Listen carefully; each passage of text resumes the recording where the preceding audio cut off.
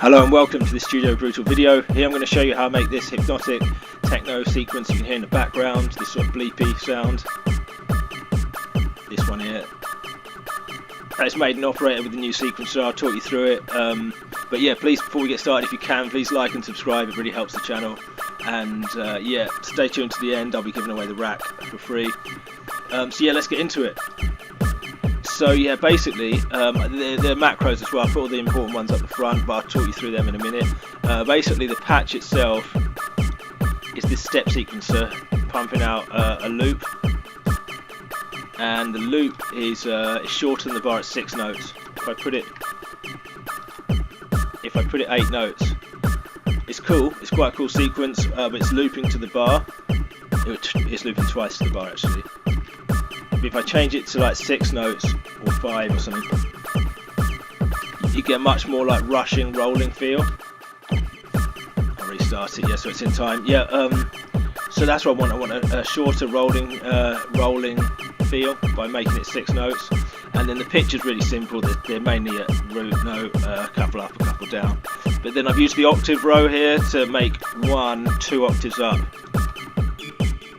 Without that, it's quite cool, but it's when I raise it up, all the little glide pitch bend, it gets really accentuated, and you get like this wub sound, which I quite like. And then I've got velocity here, which is like having a second hardware sequencer row that's rooted to various other things, like having a Euro rack synth and like wiring a sequencer to lots of different parts of the synth. So yeah, velocity is controlling lots of stuff on operator. If I turn that up, you can hear basically the notes are not these ones with low velocities are not heard very much because they don't poke through the filter as much, but I'll get into operator in a minute. So yeah, then I've got this pitch thing that turns it down an octave. It's quite nice high up as well, and I've got this chord unit as well which turns it into a chord. If I switch the chord unit off, it's quite a nice sound anyway. But this turns it into a chord. It's a bit of an off chord. This one here is off. It should be sort of a bit more Detroit, more of a minor chord. If I put that in, it's off. It's like pressing the wrong note on the keyboard. And then I've used strum here, which is, I think it's new in Ableton 12 or maybe 11, which is like strumming a guitar. It basically is like a little bit like glide. It's off. It makes a delay in the timing. If I switch it off, it's got glide on it as well, but it adds a little pitch error, which is quite nice. And I've done that with glide here as well. If I turn glide off,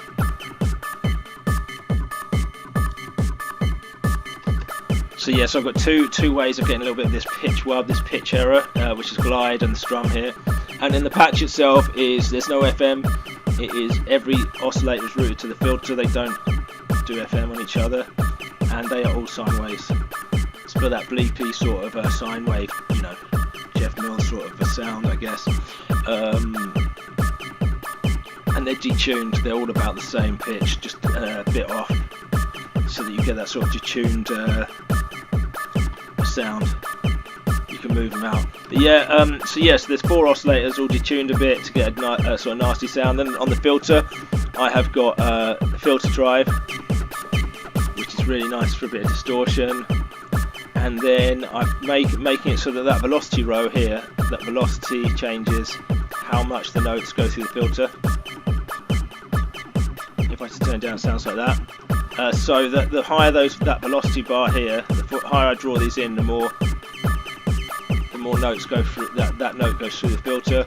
And then same here, I've made it so that this filter envelope decay opens up longer for the longer notes by turning that down there. And I've also made a couple of these oscillators off. Yeah, this one. Yeah, this one goes off and out of tune here with the velocity. If I switch that off, it becomes really it's still cool, but this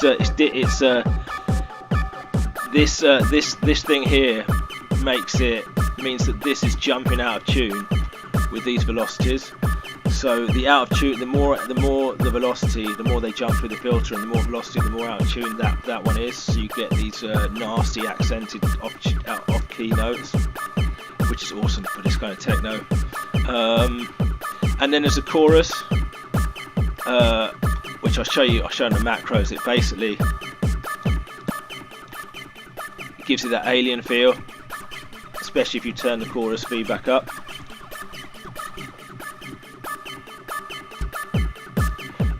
And then it's echo, real simple. It's just delaying it. And let's just switch it off to see what it's like without it. And then there's reverb, which I use for builds by whacking the decay up. So yeah, and then all of these are, I've stuck the most important things to tweak are the macros at the front. So the first one is time, which I always use, which is time on operator. If you turn it up, it makes every envelope and the glide time even, I think, longer. And also if you turn it down, it makes everything tighter, envelope tighter, so it's really cool to bring in a sound. And then you've got filter cutoff, which is nice to tweak. These are really cool to sort of map to MIDI controller or to automate. To build the sound. Then there's filter resonance, which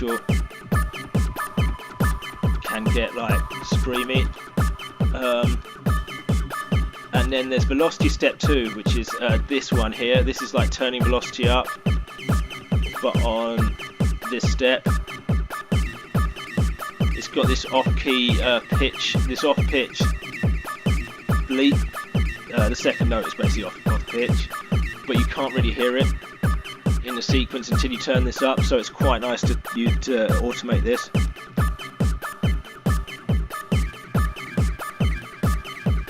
Like slowly over time.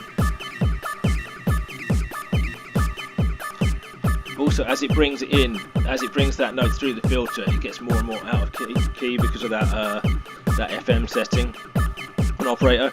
Then yeah, as I just showed you, you've got chorus,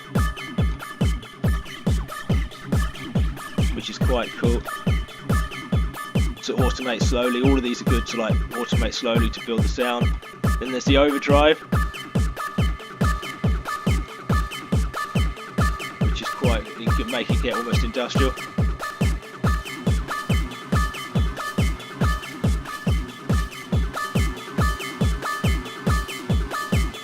Especially with the other stuff that go on before it. And then there's echo feedback, which you can use as a like a build. And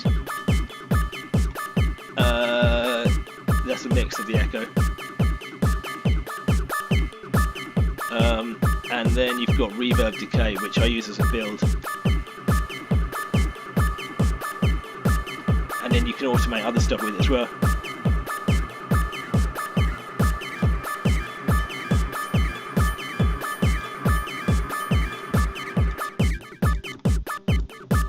So yeah, you can automate all of these and then drop them back in as builds, and to make the sequence change slowly over time. So yeah, that's it basically. I will put this rack, this whole rack for free in the description below. So yeah, go and get that, and yeah, have fun with it. And if you think of anything else that you can automate or anything changes to make, please let me know in the comments. And yeah, if you make anything with it, yeah, as well, I'd love to hear it. So yeah, that's it for me. Yeah, go and get that, and please, when you're there, like and subscribe. It really helps us out. And yeah, that's it from me. Have a good day and good luck with your music making. Take care. Goodbye.